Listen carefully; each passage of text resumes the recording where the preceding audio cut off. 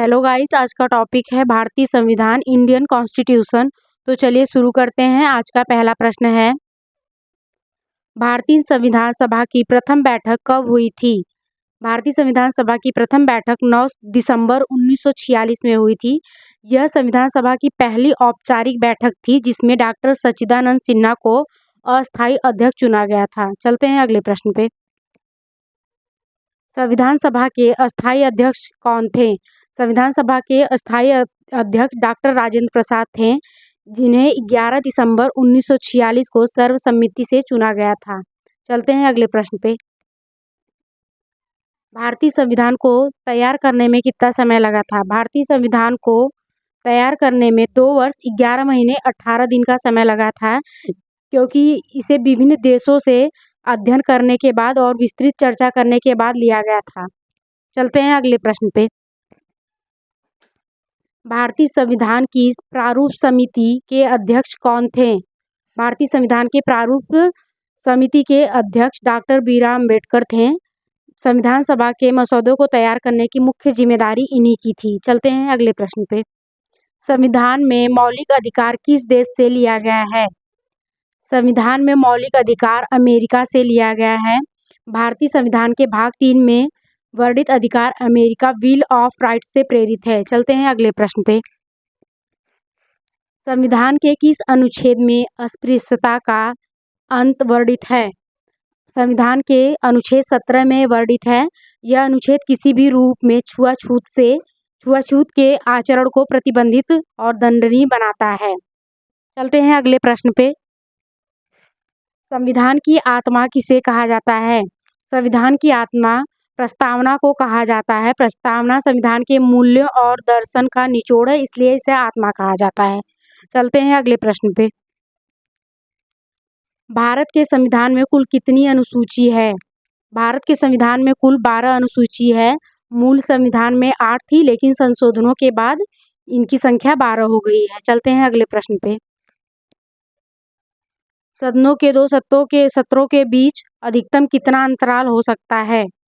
सदनों के 2 सत्रों के बीच लगभग 6 महीने का अंतराल होता है। संवैधानिक प्रावधान के अनुसार संसद की बैठक साल में कम से कम 2 बार होनी अनिवार्य है। चलते हैं अगले प्रश्न पे। राज्यसभा का पदेन अध्यक्ष कौन होता है? राज्यसभा का पदेन अध्यक्ष उपराष्ट्रपति होता है। भारत का उपराष्ट्रपति स्वतः ही राज्यसभा के सभापति के रूप में कार्य करता है। चलते हैं अपने अगले प्रश्न पे। मौलिक कर्तव्यों को किस संविधान संशोधन द्वारा जोड़ा गया है? मौलिक कर्तव्यों को 42वां संशोधन द्वारा जोड़ा गया है। 1976 में स्वर्ण सिंह समिति की सिफारिश पर इन्हें संविधान में शामिल किया गया था। चलते हैं अपने अगले प्रश्न पे। वित्त आयोग का गठन कौन करता है? वित्त आयोग का गठन राष्ट्रपति करता है। अनुच्छेद 220 के तहत राष्ट्रपति हर 5 साल में वित्त आयोग की नियुक्ति करते हैं। चलते हैं अपने अगले प्रश्न पे। संविधान में नीति निर्देशक तत्व कहाँ से लिए गए हैं? संविधान में नीति निर्देशक तत्व आयरलैंड से लिए गए हैं। आयरिश संविधान से ये सिद्धांत लेकर राज्य को जन कल्याणकारी बनाने का लक्ष्य रखता है। चलते हैं अपने अगले प्रश्न पे।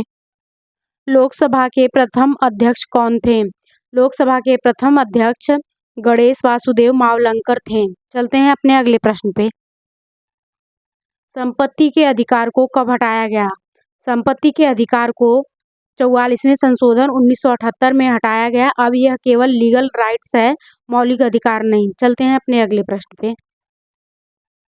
पंचायती राज व्यवस्था की शुरुआत किस राज्य से हुई थी? पंचायती राज व्यवस्था की शुरुआत राजस्थान से हुई थी। 2 अक्टूबर 1959 को नागौर जिले से हुई थी। चलते हैं अगले प्रश्न पे। संविधान के किस भाग को भारत का मैग्ना कार्टा कहा जाता है? संविधान के भाग 3 को भारत का मैग्ना कार्टा कहा जाता है। इसमें मौलिक अधिकारों का वर्णन है, जो नागरिकों की स्वतंत्रता का गारंटी लेता है। चलते हैं अपने अगले प्रश्न पे। भारत के प्रथम चुनाव आयुक्त कौन थे? भारत के प्रथम चुनाव आयुक्त सुकुमार सेन थे। उन्होंने 1951 से 1952 के पहले आम चुनाव का नेतृत्व किया था। चलते हैं अगले प्रश्न पे। सूचना का अधिकार अधिनियम किस वर्ष लागू हुआ? सूचना का अधिकार अधिनियम 2005 में लागू हुआ। यह कानूनी सरकारी कामकाज में पारदर्शिता और जवाबदेही के लिए बनाया गया था। चलते हैं अपने अगले प्रश्न पे। किसी राज्य में राष्ट्रपति शासन किस अनुच्छेद के तहत लगाया जाता है?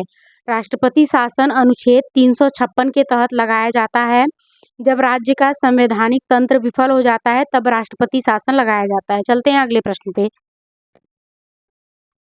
संविधान के किस अनुच्छेद में ग्राम पंचायतों का संगठन वर्णित है? संविधान के अनुच्छेद 40 में ग्राम पंचायतों का संगठन वर्णित है। यह गांधीवादी सिद्धांतों के आधार पर इसे नीति निर्देशक तत्वों में शामिल किया गया है। चलते हैं अपने अगले प्रश्न पे। भारत का प्रथम नागरिक कौन होता है? भारत का प्रथम नागरिक राष्ट्रपति होता है। यह संवैधानिक मर्यादा और प्रोटोकॉल के अनुसार राष्ट्रपति को सर्वोच्च स्थान दिया गया है। चलते हैं अपने अगले प्रश्न पे। समान नागरिक संहिता का वर्णन किस अनुच्छेद में है? समान नागरिक संहिता का वर्णन अनुच्छेद 44 में है। यह पूरे देश में सभी नागरिकों के लिए एक समान व्यक्तिगत कानून बनाने का निर्देश देता है। चलते हैं अपने अगले प्रश्न पे। मौलिक अधिकारों का रक्षक किसे कहा जाता है? मौलिक अधिकारों का रक्षक सर्वोच्च और उच्च न्यायालय को कहा जाता है। नागरिक अधिकारों के हनन पर अनुच्छेद 32 और 226 के तहत रिट जारी कर सकते हैं। चलते हैं अपने अगले प्रश्न पे। भारत में एकल नागरिकता की अवधारणा कहाँ से ली गई है? भारत में एकल नागरिकता की अवधारणा ब्रिटेन से ली गई है। भारत में केवल भारतीय नागरिकता होती है, राज्य की अलग अलग नहीं होती है। चलते हैं अपने अगले प्रश्न पे। संविधान सभा की अंतिम बैठक कब हुई थी? संविधान सभा की अंतिम बैठक 24 जनवरी 1950 को हुई थी। इसी दिन राष्ट्रीय गान और राष्ट्रीय गीत को भी अपनाया गया था। चलते हैं अपने अगले प्रश्न पे। भारतीय संविधान में कितने प्रकार के आपातकाल का प्रावधान है? भारतीय संविधान में 3 प्रकार के आपातकाल का प्रावधान है। पहला है राष्ट्रीय आपातकाल 352, दूसरा है राष्ट्रपति शासन 356 और तीसरा है वित्तीय आपातकाल 360। चलते हैं अपने अगले प्रश्न पे। स्वतंत्र भारत के प्रथम कानून मंत्री कौन थे? स्वतंत्र भारत के प्रथम कानून मंत्री भीमराव अम्बेडकर थे। यह संविधान सभा के मुख्य शिल्पकार होने के नाते इन्हें यह पद दिया गया था। चलते हैं अपने अगले प्रश्न पे। शिक्षा के अधिकार को किस अनुच्छेद में रखा गया है? शिक्षा के अधिकार को अनुच्छेद 21A में रखा गया है। इसे 46वें संशोधन 2002 के जरिए मौलिक अधिकार बनाया गया है। चलते हैं अगले प्रश्न पे। भारत का संविधान अंगीकृत यानी अडॉप्ट कब किया गया है? भारत का संविधान अडॉप्ट 26 नवंबर 1949 को किया गया है। संविधान सभा ने इसी तारीख को संविधान पर हस्ताक्षर कर इसे स्वीकार किया था। चलते हैं अपने अगले प्रश्न पे। राज्यसभा के सदस्यों का कार्यकाल कितने समय का होता है? राज्यसभा के सदस्यों का कार्यकाल 6 वर्ष के लिए होता है। राज्यसभा एक अस्थायी सदन है जिसके 1/3 सदस्य हर 2 साल में सेवानिवृत्त होते हैं। चलते हैं अपने अगले प्रश्न पे। भारतीय संविधान में गणतंत्र का विचार कहाँ से लिया गया है? भारतीय संविधान में गणतंत्र का विचार फ्रांस से लिया गया है। फ्रांसीसी क्रांति स्वतंत्रता, समानता और बंधुत्व के आदर्शों से लिया गया है। चलते हैं अपने अगले प्रश्न पे। लोकसभा सदस्य बनने के लिए न्यूनतम आयु क्या होती है? लोकसभा सदस्य बनने के लिए न्यूनतम आयु 25 वर्ष होती है। चलते हैं अपने अगले प्रश्न पे। संविधान संशोधन की प्रक्रिया किस अनुच्छेद में है? संविधान संशोधन की प्रक्रिया अनुच्छेद 368 में है। इसी अनुच्छेद के तहत संसद संविधान के किसी भी हिस्से में बदलाव कर सकता है। चलते हैं अपने अगले प्रश्न पे। भाषाई आधार पर गठित होने वाला पहला राज्य कौन सा था? भाषाई आधार पर गठित होने वाला पहला राज्य आंध्र प्रदेश था। इसे 1953 में तेलुगु भाषी लोगों के लिए मद्रास राज्य से अलग किया गया था। चलते हैं अपने अगले प्रश्न पे।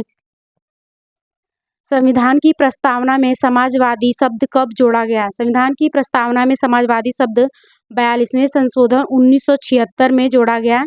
इसे इमरजेंसी के दौरान प्रस्तावना में समाजवादी, पंथ निरपेक्ष और अखंडता शब्द जोड़ा गया था। चलते हैं अपने अगले प्रश्न पे। भारत में राष्ट्रपति का चुनाव किस पद्धति से होता है?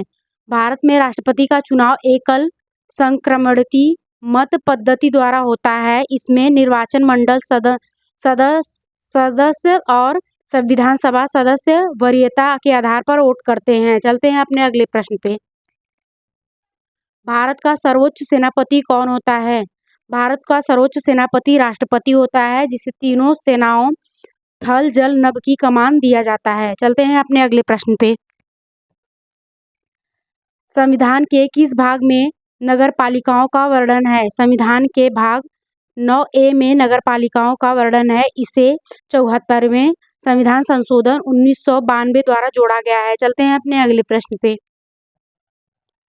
भारतीय संविधान में समवर्ती सूची कहाँ से ली गई है? भारतीय संविधान में समवर्ती सूची ऑस्ट्रेलिया से ली गई है। इस सूची के विषयों पर केंद्र और राज्य दोनों कानून बना सकता है। चलते हैं अपने अगले प्रश्न पे। सर्वोच्च न्यायालय के न्यायाधीशों की सेना निवृत्ति आयु क्या होती है? सर्वोच्च न्यायालय के न्यायाधीशों की आयु 65 वर्ष होती है। सुप्रीम कोर्ट के जज 65 वर्ष की आयु तक ही पद पर बने रहते हैं। चलते हैं अपने अगले प्रश्न पे। अविश्वास प्रस्ताव किस सदन में लाया गया है? अविश्वास प्रस्ताव केवल लोकसभा सदन में लाया गया है। मंत्रिपरिषद लोकसभा के प्रति उत्तरदायी होती है, इसलिए प्रस्ताव वहीं से लाया जाता है। चलते हैं अपने अगले प्रश्न पे। पंचायती राज्य को संवैधानिक दर्जा किस संशोधन द्वारा दिया गया है? पंचायती राज्य को संवैधानिक दर्जा 73वें संशोधन द्वारा दिया गया है। इसे 1992 संशोधन से 11वीं अनुसूची द्वारा जोड़ी गई है और पंचायतों अधिकारों द्वारा लिए गए हैं। चलते हैं अपने अगले प्रश्न पे। भारत के संविधान में अविशिष्ट शक्तियाँ किसके पास हैं? भारत के संविधान में अविशिष्ट शक्तियाँ केंद्र सरकार के पास हैं। जो विषय तीनों सूचियों में नहीं है, उन पर केंद्र सरकार कानून बना सकता है। चलते हैं अपने अगले प्रश्न पे। राष्ट्रपति पर महाभियोगी की प्रक्रिया किस अनुच्छेद में हुई? राष्ट्रपति पर महाभियोग की प्रक्रिया अनुच्छेद 61 में हुई। संविधान के उल्लंघन पर राष्ट्रपति को पद से हटाने की प्रक्रिया एकमात्र प्रक्रिया होती है। चलते हैं अपने अगले प्रश्न पे। राज्य पुनर्गठन आयोग के अध्यक्ष कौन थे? राज्य पुनर्गठन के आयोग के अध्यक्ष फजल अली थे। उन्हीं की अध्यक्षता में राज्यों के पुनर्गठन के लिए 3 सदस्यीय आयोग बना था। चलते हैं अपने अगले प्रश्न पे। संविधान में आपातकाल के समय मौलिक अधिकारों का स्थगन कहाँ से लिया गया था? संविधान में आपातकाल के समय मौलिक अधिकारों का स्थगन जर्मनी से लिया गया था। यह आपातकाल के दौरान अनुच्छेद 20 और 21 को छोड़कर बाकी सभी अधिकारों के स्थगन का प्रावधान यहीं से है। चलते हैं अपने अगले प्रश्न पे। किस अनुच्छेद को अंबेडकर ने संविधान का हृदय और आत्मा कहा था? अनुच्छेद 32 को अंबेडकर ने संविधान का हृदय और आत्मा कहा था। संवैधानिक उपचारों और अधिकारों के होने के कारण यह बाकी अधिकारों को प्रभावित करता है। चलते हैं अपने अगले प्रश्न पे। भारत में पंचवर्षीय योजनाओं का मॉडल कहाँ से लिया गया था? भारत में पंचवर्षीय योजनाओं का मॉडल सोवियत संघ यानी रूस से लिया गया था। नियोजित अर्थव्यवस्था का विचार भारत ने सोवियत मॉडल से अपनाया गया था। चलते हैं अपने अगले प्रश्न पे। मंत्रिपरिषद किसके प्रति सामूहिक रूप से उत्तरदायी है? मंत्रिपरिषद लोकसभा के प्रति सामूहिक रूप से उत्तरदायी है। यह संसदीय प्रणाली में सरकार तब तक बनी रहती है जब तक उसे लोकसभा का विश्वास प्राप्त रहता है। चलते हैं अपने अगले प्रश्न पे। संविधान सभा में उद्देश्य प्रस्ताव किसने पेश किया था? संविधान सभा में उद्देश्य प्रस्ताव जवाहरलाल नेहरू ने पेश किया था। 13 दिसंबर 1946 को पेश किया था। बाद में उसे प्रस्तावना बना दिया गया। चलते हैं अपने अगले प्रश्न पे। भारतीय संविधान में संसदीय शासन प्रणाली कहाँ से ली गई थी? भारतीय संविधान सभा में संसदीय प्रणाली ब्रिटेन से ली गई थी। भारत ने ब्रिटिश वेस्टमिंस्टर मॉडल को अपनी शासन प्रणाली के रूप में अपनाया था। चलते हैं अपने अगले प्रश्न पे। राज्यसभा में राष्ट्रपति द्वारा कितने सदस्य मनोनीत किए जाते हैं? राज्यसभा में राष्ट्रपति द्वारा 12 सदस्य मनोनीत किए जाते हैं। चलते हैं अपने अगले प्रश्न पे। संविधान के किस अनुच्छेद में धन विधेयक को परिभाषित किया जाता है? संविधान के अनुच्छेद 110 में धन विधेयक को परिभाषित किया जाता है। यह लोकसभा में पेश किया जा सकता है। चलते हैं अपने अगले प्रश्न पे। राज्यपाल की नियुक्ति कौन करता है? राज्यपाल की नियुक्ति राष्ट्रपति करता है। चलते हैं अपने अगले प्रश्न पे। भारत में मतदान करने की आयु 21 से घटाकर 18 वर्ष कब की गई थी? भारत में मतदान करने की आयु 21 से घटाकर 18 वर्ष 61वें संशोधन 1989 में की गई थी। युवाओं की भागीदारी बढ़ाने के लिए राजीव गांधी सरकार ने यह कदम उठाया था। चलते हैं अपने अगले प्रश्न पे। संविधान की 8वीं अनुसूची का संबंध किससे है? संविधान की 8वीं अनुसूची का संबंध भाषाओं से है। इसमें भारत की 22 आधिकारिक भाषाओं को शामिल किया गया है। चलते हैं अपने अगले प्रश्न पे। लोकसभा का कोरम कुल सदस्य संख्या कितना होता है? लोकसभा का कोरम सदस्य संख्या 1/10 होता है। सदन की कार्यवाही शुरू करने के लिए कम से कम 10% सदस्यों की उपस्थिति जरूरी होती है। चलते हैं अपने अगले प्रश्न पे। संसद की संयुक्त बैठक की अध्यक्षता कौन करता है? संसद की संयुक्त बैठक की अध्यक्षता लोकसभा अध्यक्ष करता है। बुलाता राष्ट्रपति है, लेकिन अध्यक्षता लोकसभा अध्यक्ष ही करता है। चलते हैं अपने अगले प्रश्न पे। भारत में अब तक कितनी बार वित्तीय आपातकाल लगा है? भारत में अब तक एक बार भी वित्तीय आपातकाल नहीं लगा है। यह अनुच्छेद 360 का प्रयोग भारत में अब तक नहीं हुआ है। चलते हैं अपने अगले प्रश्न पे। भारत के नियंत्रक एवं महालेखा परीक्षक की नियुक्ति कौन करता है? भारत के नियंत्रक एवं महालेखा परीक्षक की नियुक्ति राष्ट्रपति करता है। चलते हैं अपने अगले प्रश्न पे। प्रथम भाषाई राज्य आंध्र प्रदेश का गठन किस वर्ष हुआ था? प्रथम भाषाई राज्य आंध्र प्रदेश का गठन 1953 में हुआ था। पोटी श्रीरामुलु के बलिदान के बाद सरकार ने भाषा के आधार पर यह पहला राज्य बनाया। चलते हैं अपने अगले प्रश्न पे। संसद के किस सदन को बड़ों का सदन कहा जाता है? संसद के राज्यसभा सदन को बड़ों का सदन कहा जाता है। चलते हैं अपने अगले प्रश्न पे। भारत का प्रधानमंत्री बनने के लिए न्यूनतम आयु क्या होनी चाहिए? भारत का प्रधानमंत्री बनने के लिए न्यूनतम आयु 25 वर्ष होनी चाहिए। चलते हैं अपने अगले प्रश्न पे। संविधान में मौलिक कर्तव्यों की संख्या कितनी है? संविधान में मौलिक कर्तव्यों की संख्या 11 है। शुरुआत में 10 थी, लेकिन 46वें संशोधन के बाद अब इनकी संख्या 11 हो गई है। चलते हैं अपने अगले प्रश्न पे। किस अनुच्छेद के तहत प्रेस की स्वतंत्रता निहित है? अनुच्छेद 19A(1) के तहत यह प्रेस की स्वतंत्रता निहित है। चलते हैं अपने अगले प्रश्न पे। मुख्य चुनाव आयुक्त का कार्यकाल कितना होता है? मुख्य चुनाव आयुक्त का कार्यकाल 6 वर्ष या 65 वर्ष की आयु होता है। चलते हैं अपने अगले प्रश्न पे। संविधान में संशोधन का अधिकार किसे प्राप्त है? संविधान में संशोधन का अधिकार केवल संसद को प्राप्त है। अनुच्छेद 368 के तहत केंद्र की संसद की संविधान बदल सकती है। चलते हैं अपने अगले प्रश्न पे। संसद का ऊपरी सदन कौन सा है?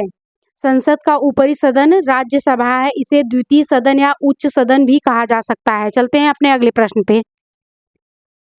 प्रस्तावना में पंथ निरपेक्ष शब्द कब जुड़ा? प्रस्तावना में पंथ निरपेक्ष शब्द 42वें संशोधन 1976 में जुड़ा। भारत को एक धर्मनिरपेक्ष राष्ट्र घोषित करने के लिए यह शब्द जोड़ा गया था। चलते हैं अपने अगले प्रश्न पे। भारत के संचित निधि से धन निकलवाने के लिए किसकी अनुमति चाहिए? भारत के संचित निधि से धन निकलवाने के लिए संसद की अनुमति चाहिए। बिना विधायकी स्वीकृति के 1 रुपया भी नहीं निकाला जा सकता है। चलते हैं अपने अगले प्रश्न पे। उच्च न्यायालय के न्यायाधीशों को शपथ कौन दिलाता है? उच्च न्यायालय के न्यायाधीशों को शपथ राज्यपाल दिलाता है। चलते हैं अपने अगले प्रश्न पे। संविधान के किस अनुच्छेद में समानता का अधिकार है? संविधान के अनुच्छेद 19 से 22 में समानता का अधिकार है। ये स्वतंत्रता के अधिकारों से संबंधित है। चलते हैं अपने अगले प्रश्न पे।